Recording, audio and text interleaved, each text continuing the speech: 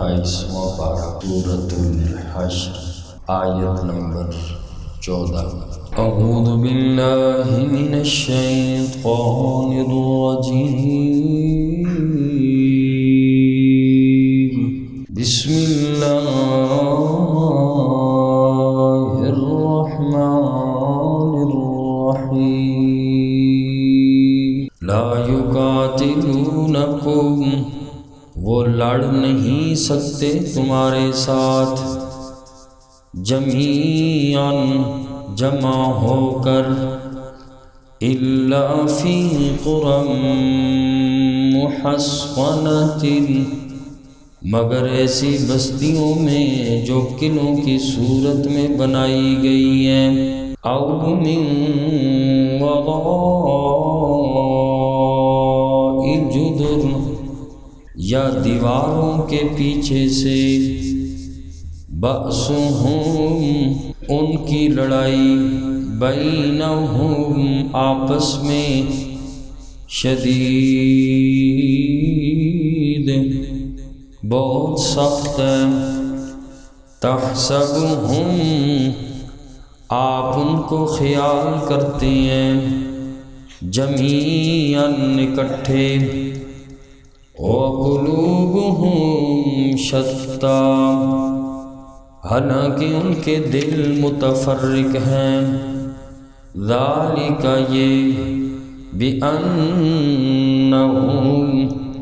اس وجہ سے ہے کہ بے شک وہ، قوم لا یعقلون، ایسے لوگ ہیں جو عقل نہیں رکھتے۔ قبیلہ بنو نذیر کے یہودیوں کی جلا وطنی کا ذکر تھا۔ یہود کا قبیلہ جو بنو نذیر، جس کو جلا وطن کیا گیا، آج کی ان آیات مبارکہ میں انہی کے متعلق 4 باتیں اللہ نے ارشاد فرمائی۔ پہلی بات یہ فرمائی، لا یقاتلونکم جمیعا، بنو نذیر کے یہودی مسلمانوں کا سامنے آ کر مقابلہ نہیں کر سکتے۔ یہودی بزدل قوم ہے، یہ مسلمان کا سامنا ہو کر کبھی بھی مقابلہ نہیں کر سکتی۔ قلعہ بند بستیوں سے یا دیواروں کی اوٹ سے لڑیں گے۔ اے مسلمانوں، یہ کبھی بھی قرآن نے کہا تمہارا مقابلہ نہیں کریں گے۔ جیسے آج کل بھی لڑاکے طیاروں اور میزائلوں سے لڑتے ہیں، سامنے آ کر لڑنا یہودیوں کے بس کی بات نہیں۔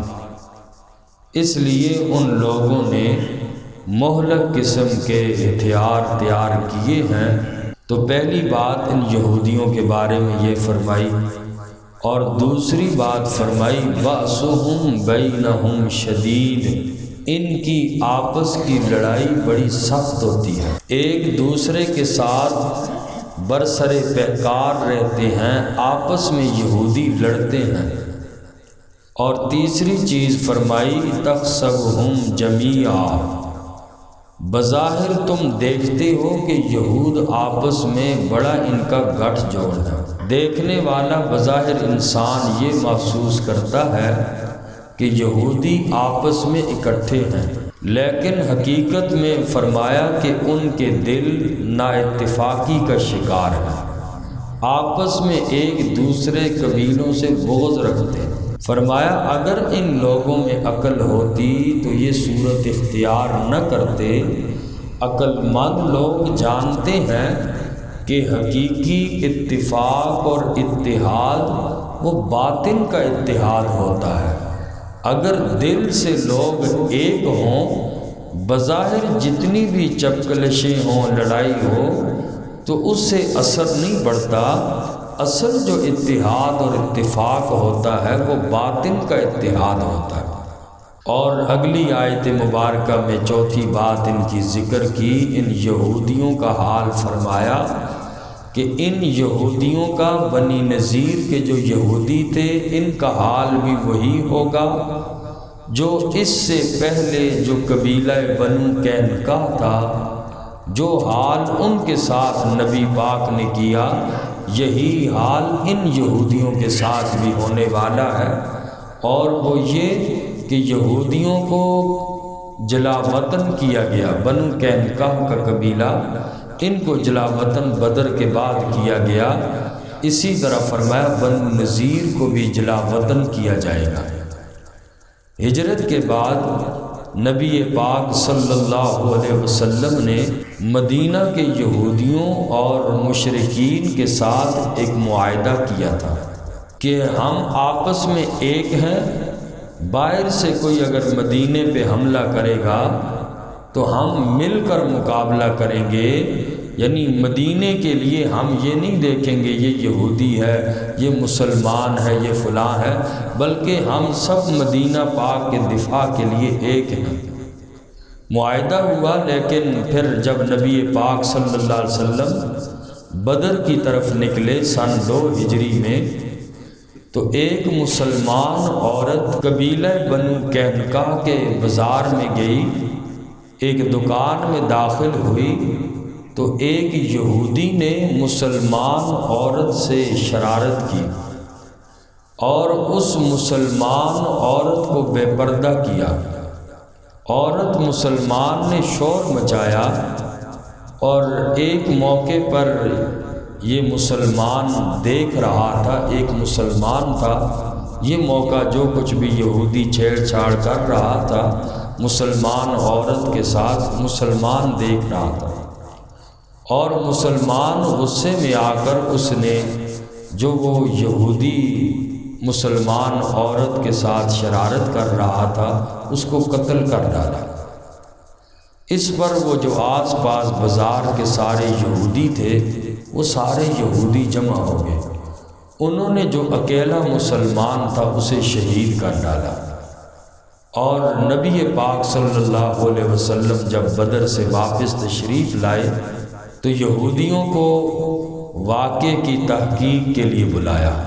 بنو قینقاع کے یہودی آج ہیں، نبی پاک صلی اللہ علیہ وسلم کے بارگاہ اقدس میں اس واقعے کی تفتیش اور اس کی تحقیق پیش کریں۔ وہ لوگ آئے اور انہوں نے نبی پاک صلی اللہ علیہ وسلم سے جو معاہدہ کیا تھا اس معاہدے کا کاغذ جو تھا وہ واپس کر دیا، جس پر بھی معاہدہ لکھا تھا۔ کہنے لگے ہمارے اور تمہارے درمیان جو معاہدہ ہوا تھا یہ معاہدہ تم اپنے پاس رکھو نبی پاک صلی اللہ علیہ وسلم سے۔ وہ یہودی کہنے لگے اور نبی پاک صلی اللہ علیہ وسلم کے خلاف جنگ پر آمادہ ہو گئے۔ اور پھر اللہ کے نبی صلی اللہ علیہ وسلم نے لشکر کشی کی، وہاں پہنچے اور پھر یہودی زیر ہو گئے۔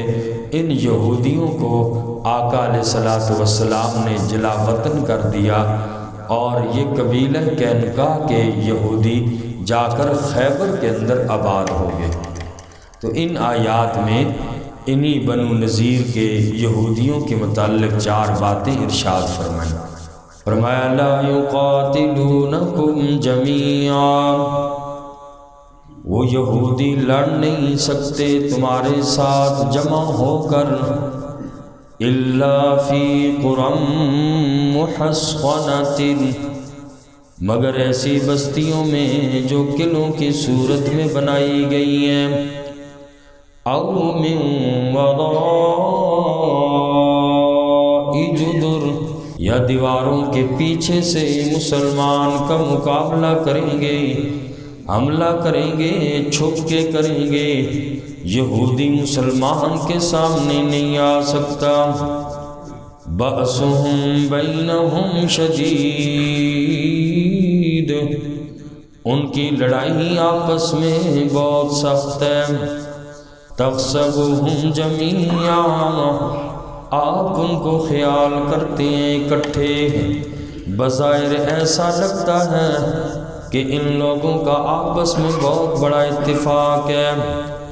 وَقُلُوبُهُمْ شَتَّىٰ، حالانکہ ان لوگوں کے دل متفرق ہیں۔ ذَلِكَ بِأَنَّهُمْ، یہ اس وجہ سے ہے کہ بے شک وہ قوم لا یعقلون، ایسی قوم ہے جو عقل نہیں رکھتی۔ کمثل الذین، ان یہودیوں کی مثال ایسی ہے جیسے ان لوگوں کی مثال من قبلہم، جو ان سے پہلے گزرے، قریباً نزدیک ہی، اس سے مراد قبیلہ بنو کینکا ہے۔ ذاقوا وبال امرہم، انہوں نے چکھا اپنے کرتوتوں کا وبال۔ وَلَهُمْ عَذَابٌ أَلِيمٌ، اور ان لوگوں کے لیے دردناک عذاب ہے۔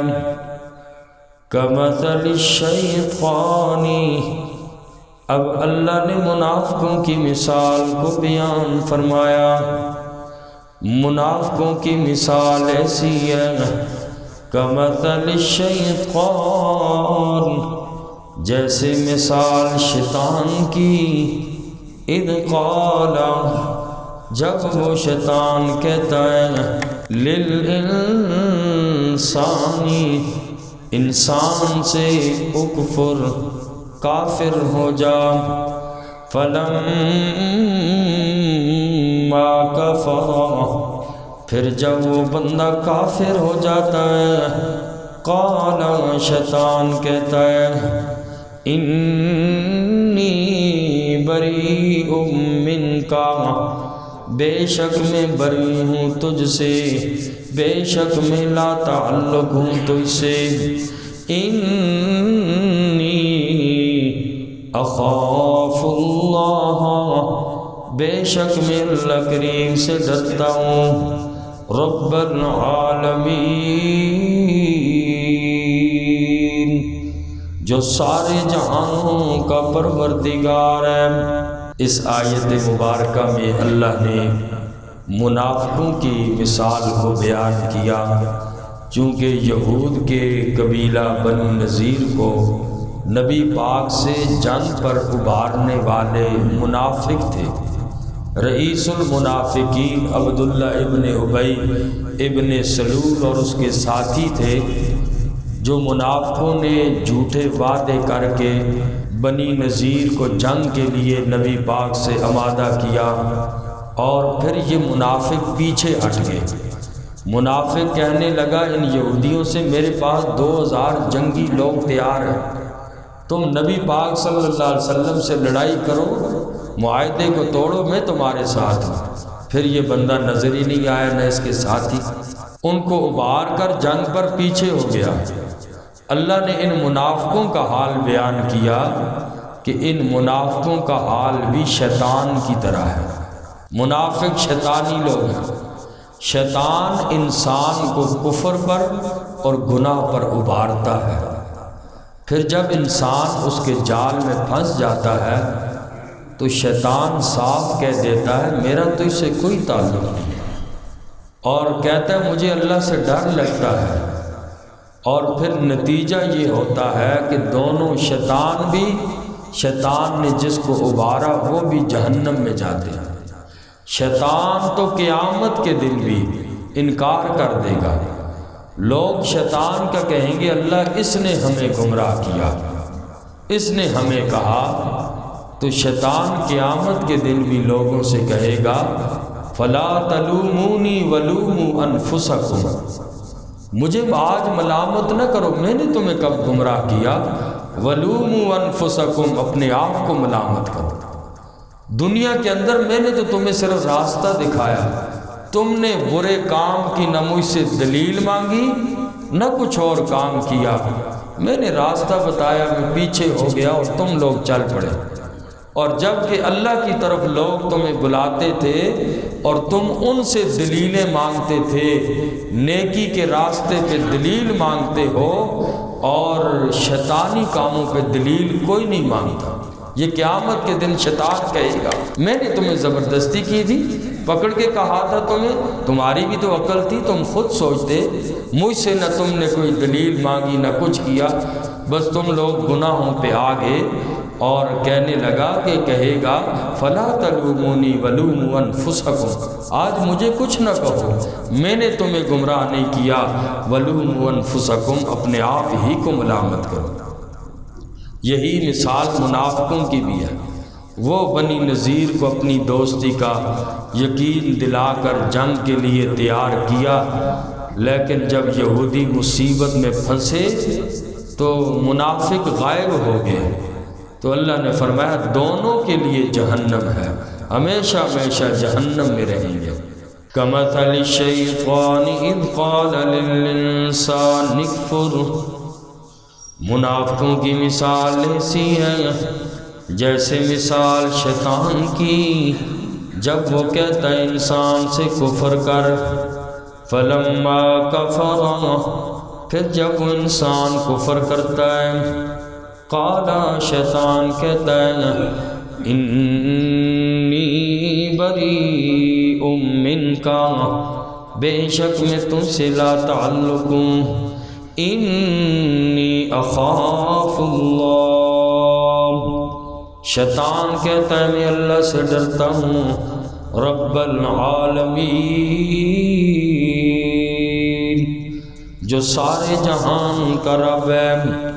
فَكَانَ عَاقِبَتُهُمَا، بس ہے ان دونوں کا انجام، أَنَّهُمَا فِي النَّارِ، بے شک وہ دونوں آگ میں ہیں، خالدین فیہا، ہمیشہ رہیں گے اس آگ میں، وَذَلِكَ، اور یہ یعنی جہنم میں ہمیشہ رہنا، جزاء الظالمین،